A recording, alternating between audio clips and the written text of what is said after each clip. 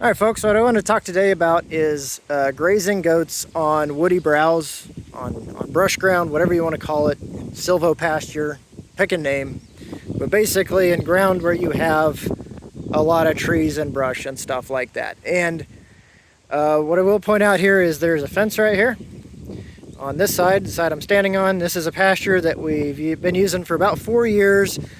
Although the past 2 years I've not gotten very much use out of it. It has not been grazed at all this year yet, and it was only grazed once last year for 1 day after weaning, so it didn't even have the kids on it, just the nannies.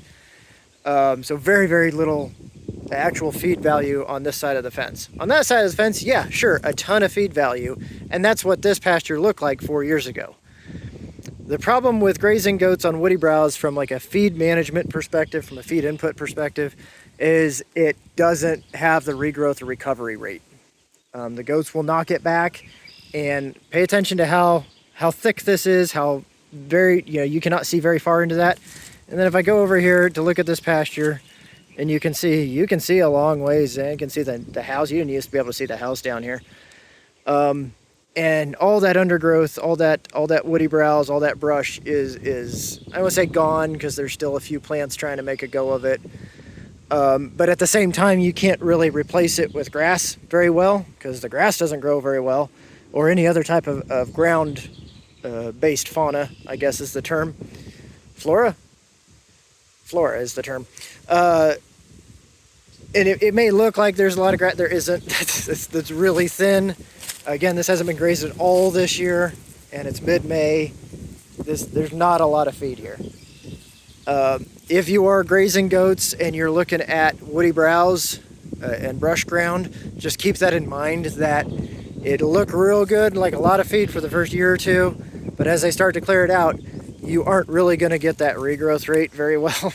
That brush just does not come back the same way grass will, or the same way even forbs will. And then your grass and your forbs and your legumes and whatnot can't really grow down here, because you got trees taking up too much sunlight and sucking all the moisture out of the ground. And so you kind of end up with just a bunch of not much, which is kind of what we've ended up with here. I planned for this pasture. I was up here today kind of looking at the fences, and I think I'm actually going to link it up with another pasture that is similar, although has some more open space like this, where some grass does grow, and going to actually combine paddocks, which is something I don't think I've ever done before. I've only ever split paddocks up more. In this case, though, this pasture just keeps getting skipped because there's just not enough feed down here. Now, we are pretty dry, especially for May.